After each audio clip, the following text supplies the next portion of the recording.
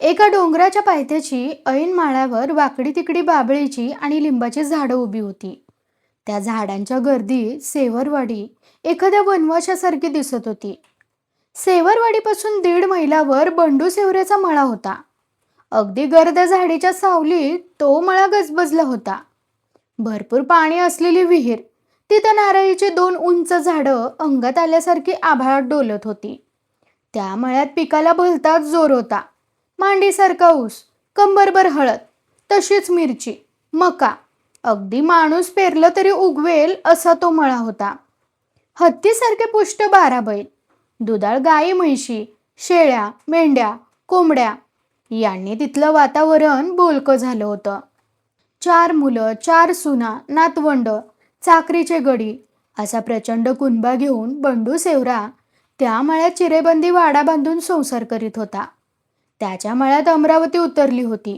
बंडू सेवरा जन्माला कधी आणि मरणार कधी याची सेवरवाडीत कित्येकांना चिंता वाटत होती.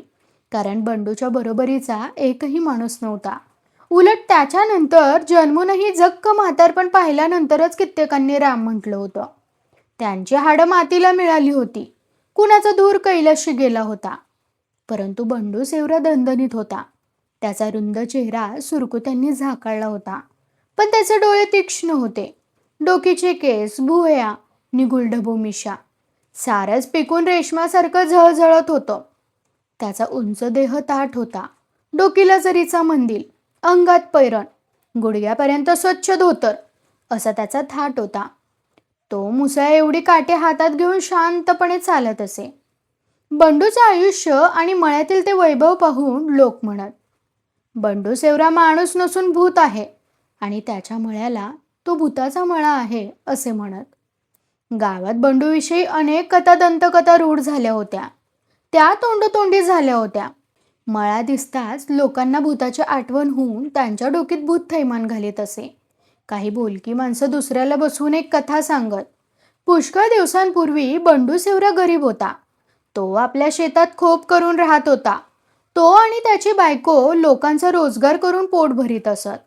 एके दिवशी बंडू लोकांचं गवत कापीत होता. त्याची बायको खोपीत भाकरी करत होती. थंडीचे दिवस होते. दवानं गवत भिजलं होतं. बंडूचा विळा सारखा चालला होता. त्यानं एक मूठ धरून विळा चालवला आणि त्या मुठीतून एक अस्सल नाग कापून ओढला गेला. मुठीतील सापानं बंडूला कडाडून चावा घेतला. साप चावल्याबरोबर बंडू घाबरला. त्यानं बोंब ठोकली. लोक धावले. त्याची बायकोही उरबडवीत आली. 4 लोकांनी धावपळ केली. औषधं आणली, मुळ्या वाटून चारल्या, पण गुण आला नाही. बंडूनं डोळे झाकले. मला माझ्या बांधाला पुरा अशी त्यानं मरण्यापूर्वी विनंती केली. मग लोकांनी बांधाला गोर काढून बंडूचं मडं गोरीत घातलं आणि माती लोटण्यापूर्वीच बंडूने डोळे उघडले. तसे लोक चकित झाले. मेलेला बंडू सेवरा उठला. सर्वत्र आरोही झाली. बंडू गोरीत जिवंत झाला. ते नवल घडलं आणि काही शहाण्यांनी त्या नवल्याला पुढील अर्थ जोडला. बंडू मेला होता, पण त्याच वेळी भूत आलं आणि बंडूच्या मड्यात शिरलं. बंडू सेवरा परत संसार करू लागला, पण लोकांनी त्याला भूतात जमा केला होता. पुढे अनेक चमत्कार लोकांनी पाहिले. बंडूला 4 मुलं झाली. ती करती झाली. त्यानं तो मळा खरेदी केला, विहीर काढली, चिरेबंदी वाडा उभा केला आणि तेव्हापासून इतकी वर्ष झाली तरी तो मरतच नव्हता. हा सर्व भूताचा चमत्कार असून त्या मळ्यात भूताचा गोतावळा संसार करीत आहे अशी कित्येकांनी आपली समजूत करून घेतली होती आणि तशीच इतरांची समजूत ते आग्रहानं करून देत होते. त्या मळ्यात घडणारे चमत्कार पाहण्यासाठी गावचे लोक टपून बसलेले असत. एका रात्री भर मध्याणीला मोठेचे चाक वाजू लागले. सेवरवाडी खडबडून उठली. बंडूच्या मळ्यात अपरात्री मोड झुंपलेली पाहून पुन्हा लोकांची खात्री झाली की हे काम फक्त भूतच करू शकते. एकदा अशीच मध्यरात्र झाली होती. सर्वत्र अंधार दाटला होता. सेवरवाडी निपचित पडली होती. घरोघर माणसं घोरत होती.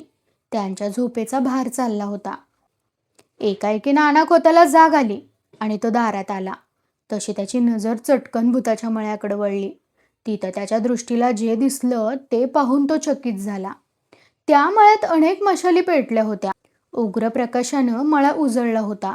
अनेक झाडांचा एकच जाळ होऊन झाडं झुडपं स्पष्ट दिसत होती. कित्येक माणसं बोलावीत तसा गलबला वाढत होता. नाना खोतानं क्षणभर विचार केला. हा भूतांचा प्रताप गावाला दाखवला म्हणून तो गावाला उठवू लागला. अरे उठा, भूताच्या मळ्यात जत्रा भरली बघा, असं म्हणत त्यानं गावाला वळसा घालून एकूण एक माणूस जागं केलं. सारा गाव अंथरुणावरला दारात आला आणि तो अघटित असा चमत्कार पाहू लागला. एक म्हातारा दबक्या आवाजात बोलला, अरे चाललंय तरी काय त्या मळ्यात? काय म्हणजे?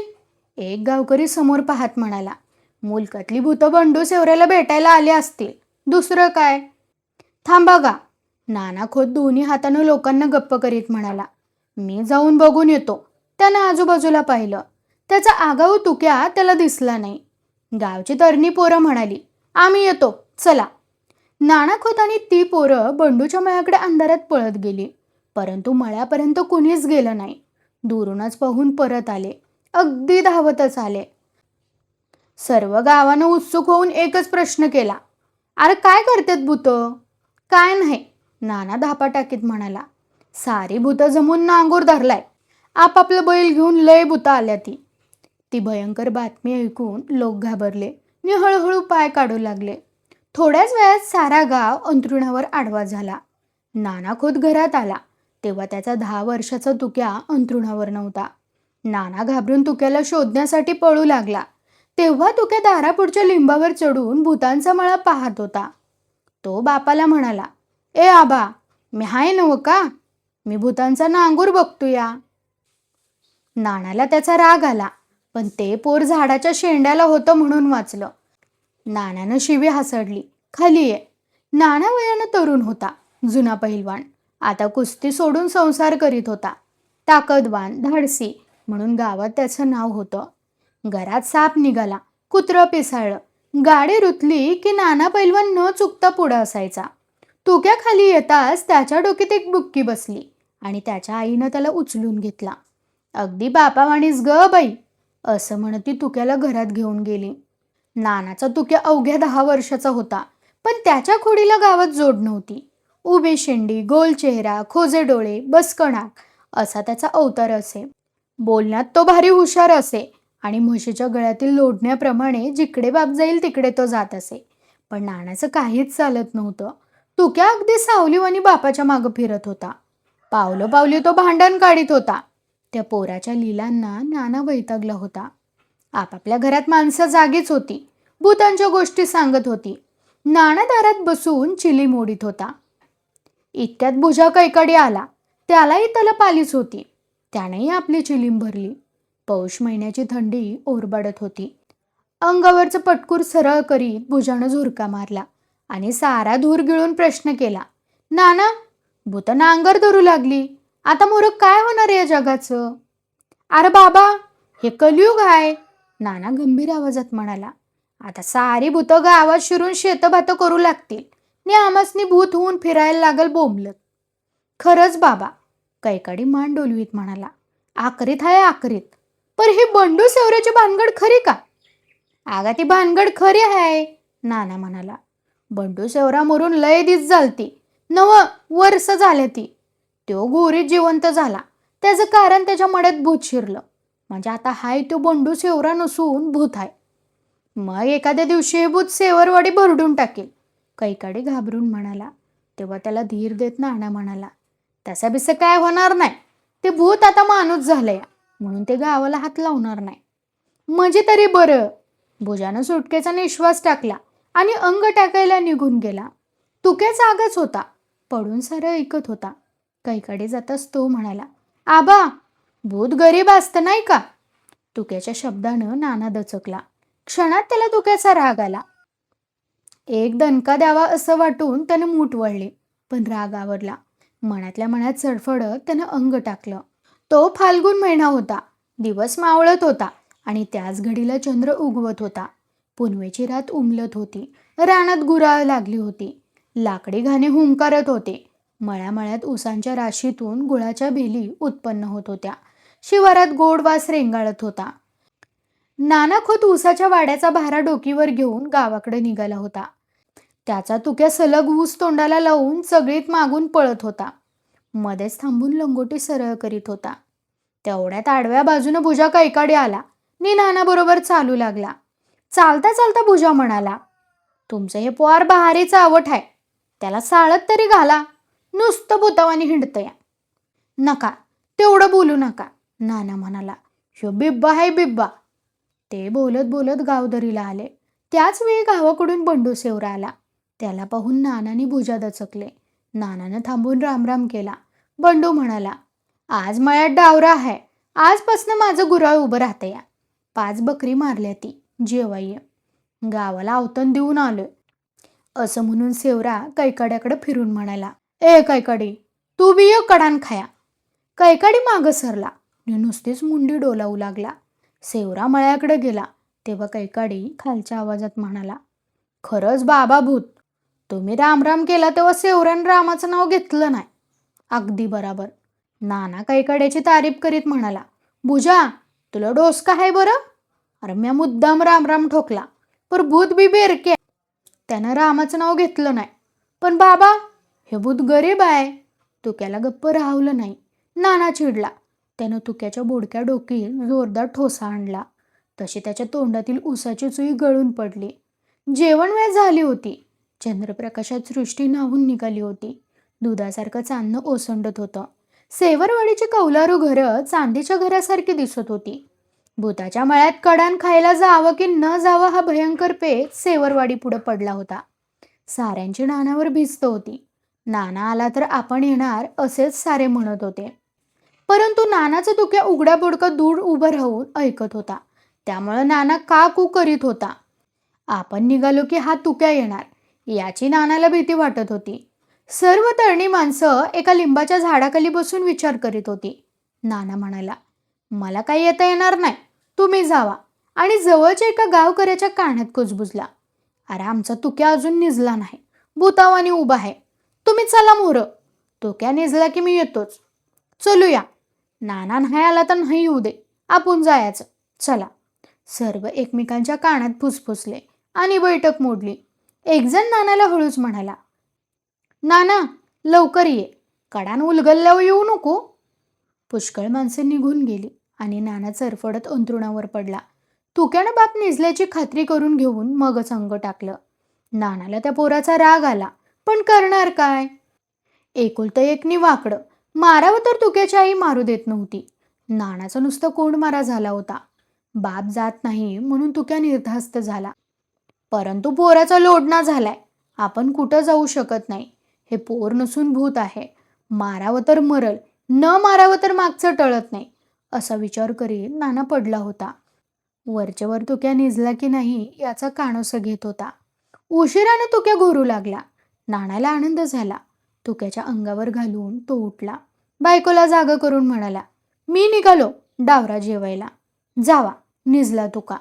बायकोनं नानाला सांगितलं. नाना काठी घोंगडं घेऊन बाहेर पडला. गावची माणसं बरीच पुढे गेली आणि त्यानं जवळची वाट धरली. तो माळाने जलद निघाला तेव्हा आकाशात राखी रंगाच्या ढगांनी गर्दी केली होती. पूर्ण चंद्र त्या ढगांच्या घड्यात उडवीत भरधाव पळत होता. तो दडत लपत मार्ग आक्रमित होता. चंद्र ढगात दडला की सृष्टीवर अंधार पडत होता आणि बाहेर आला की प्रकाश उधळला जात होता. सृष्टीला रुपेरी मुलामा चढत होता.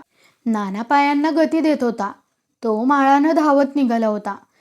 क्षणोक्षणी तो आपला वेग वाढवित होता. चालता चालता त्याच्या डोकीत भूताचा विचार जागा झाला आणि हळूहळू तो वाढू लागला. थोड्याच वेळात त्या विचारानं अकरा विक्रा स्वरूप धारण केलं. भूत अनंत रूपी असतं. ते वाटेल ते रूप घेऊन माणसाला मारतं. कधी साप होतं, कधी कुत्रं, तर कधी बाई होतं. एखादा पैलवान मरून त्याचं भूत झालं तर ते माणसाला अडवून कुस्ती खेळतं. एखादी बाई असेल तर ती पुरुषाला अडवून हैराण करते. एकूण माणूस हा भूतापुढं असमर्थ ठरतो, निमरतो. असा विचार करीत नाना निघाला होता. एकाएकी तो थांबला. त्यानं हळूच वळून पाहिलं. पाठीमागच्या लवणाच्या माथ्यावर एक कुत्रं दिसलं. ते कान टवकारून नानाकडे पाहत उभं होतं. हे कुत्रं कुणाचं? नानानं स्वतःला प्रश्न विचारून असेल गावातलं असं स्वतःच उत्तर दिलं. मग त्यानं आजूबाजूला पाहिलं. सर्वत्र बाबळीची, बोरीची झाडं झुडपं मुरटं होऊन बसली होती. ती दबा धरून बसल्याचा आभास निर्माण झाला. नाना मनात भ्यायला. प्रत्येक झुडपाकडे निरखून पाहू लागले. रोजची झुडपं त्याला आज विचित्र दिसत होती. आपण उगाचच घाबरलो असं म्हणून तो हसला. इतक्यात त्याच्या पायाखालून काहीतरी सळकन झुडपात शिरलं. तसं तो पुन्हा चमकला, नकळताच भ्यायला. आणि आपण असे भीतो का म्हणून स्वतःवरच चिडला. सृष्टी अंधारातून प्रकाशात ये जा करीत होती. माळावरची वाकडे तिकडे बाबळीची झाडं वातावरण विद्रूप करीत होती. नानानं उभं राहून मागं पाहिलं, तेव्हा ती कुत्र्याची आकृती उभी होती. फरलांगभर दूर असलेल्या कुत्र्याचा चेहरा निरखण्याचा नाना प्रयत्न करू लागला. उंचच्या उंच कान, तीक्ष्ण डोळे, रुंद जबडा, असं भयान कुत्रं नानाला दिसू लागलं. तसा तो बिचकला. हे कुत्रं गावचं नसून भूतच असावं असं समजून पाय काढला. तो झपाट्यानं निघाला. भूताच्या विचारानं त्याला घेरलं. ती भीती झटकून टाकण्याचा तो प्रयत्न करू लागला. चंद्र ढगातून बाहेर आला आणि नानानं पुन्हा वळून पाहिलं. तेव्हा त्याला ते कुत्रं दिसलं नाही. त्या जागी एक मानवाकृती दिसली. तोच चंद्र ढगात शिरून अंधार झाला आणि त्या अंधारात ती माणसाची लहानशी आकृती नानाला उंच भासू लागली. मग मात्र नानाची पाचावर धारण बसली आणि त्यानं पळायचा विचार केला. तो गरकन फिरून भूताच्या मळ्याकडे पळू लागला. पळत पळत त्यानं मागं पाहिलं, तेव्हा पाठीमागचं भूतही पळत असल्याचं त्याच्या लक्षात आलं आणि त्यानं अधिकच धूम ठोकली. माळ सरला होता. नाना एका पांदीत शिरून पळत होता. ही पान दुतर्फा असलेल्या झाडांनी झाकली होती, त्यामुळे अंधार भरला होता. पण जिथं झाडांची पानं तुरळक होती तिथून तेवढा प्रकाश पांदीत गळत होता आणि त्या पांदीत अंधारनी प्रकाश एक जागी अगदी पाठीला पाठ लावून बसल्याचं दृश्य दिसत होतं. पांदीत नाण्याला धीर आला. तो अंधारात दडून बसून पाहू लागला. कुत्रं होतं ते माणूस कसं झालं आणि आपण पळून तरी काय होणार? भूत आपल्याला पाहणार असं म्हणत तो उठला. त्यानं आपल्या मार्गानं परत पाहिलं. झाडाच्या पानातून गळणाऱ्या प्रकाशात ती आकृती पुढं पुढं येत असल्याचं दिसत होतं. ती जलद चालत होती. अंधारातून प्रकाशात आणि प्रकाशातून अंधारात शिरत होती. तिच्या पायाखाली पांदीतील वाळू सळसळत होती. नाना भयभीत होऊन पुढं चालत होता आणि ती आकृतीही त्याच वेगाने पळत होती. पांदीत पळापळ सुरू होती. नानाला दरदरून घाम फुटला होता. अंगावरची सारी कापडं भिजली होती. डोकीचं पागोटं विस्कटलं होतं. हातातली काठी आवळून त्याच्या हाताला थेटा आला होता. त्याला धाप लागली होती. पान संपत नव्हती आणि तो भूताचा मळा जवळ येत नव्हता. भूताचा मळा जवळ येताच नानाला धीर आला आणि तो स्वतः संतापला. दणका देऊन पळायचं असा विचार करून तो थांबला. त्यानं चाचपून एक दगड घेतला आणि दबा धरून पाहू लागला. त्या गडद अंधारातून ती आकृती दिसत नव्हती, परंतु वाळूत खसखसत तिची पावलं नानाकडे येत होती. नाना एका झाडाच्या बुडख्याला दगड घेऊन बसला होता. दणका देऊन पळायचं हा निश्चय पक्का झाला आणि ती आकृती वैतागून पळत आली. नानाने अंधारात काणोसा घेतला. अंदाज करून जोरानं दगड हाणला आणि तितक्याच जोरानं पळ काढला. एक भयंकर किंकाळी त्याच्या पाठीवर टक्करली. नाना भूताच्या मळ्यात आला. तेव्हा त्याला आनंद झाला. जणू काही घडलंच नाही असं आविर्भाव करून तो हसला, जेवला आणि सर्व मंडळी सेवरवाडीला निघाली. नानाला दम निघाला नाही. तो म्हणाला, मर्दा, मला भूतानं गाठलं होतं. मग काय केलंस? सर्वांनी एकच प्रश्न केला आणि नानानं सर्व कथा सांगितली. बोलत बोलत सर्वजण सेवरवाडीत आले आणि घरोघर गेले. नाना आपल्या घरी गेला. त्यानं अंधारात तुक्याला चाचपून पाहिलं, तेव्हा तुक्या अंथरुणावर नव्हता. नानाला धक्का बसला. त्यानं बायकोला जागं करून विचारलं, तुक्या कुठं आहे? असेल की अंथरुणावर, बायको उत्तरली आणि नाना घाबरला. त्यानं दारात येऊन आरडाओरडा केला. आळीतली सारी माणसं उठली. नंतर सर्व सेवरवाडी उठली. नाना रडू लागला. त्याची बायको ऊर बडवू लागली. एकदम गलका वाढला. सारा गाव बोलू लागला, अरे तुक्या कवासा गेला? अरे कुठं गेला? एक म्हातारा ओरडला, अरे पोराला हाक तरी मार. नानानं हाक मारली, तुक्या. त्याचा पल्लेदार आवाज रात्रीची चिरफाड करीत दूर गेला. नाना चरफडून बसला. आपल्या मागं कुत्रं दिसलं, मग माणूस दिसलं. आपण अंधारात दगडाचा दणका दिला. ते कोण? नानाच्या डोक्यात पुन्हा विचार घन घालू लागले.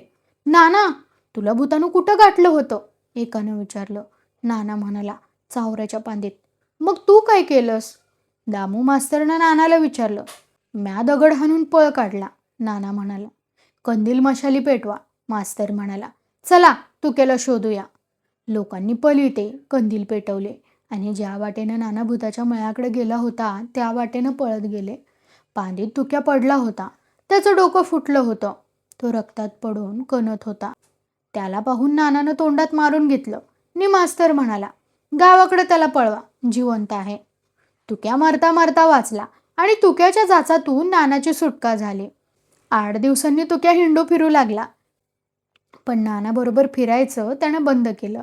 एकदा नानानं विचारलं, भूत गरीब असतं नाही का?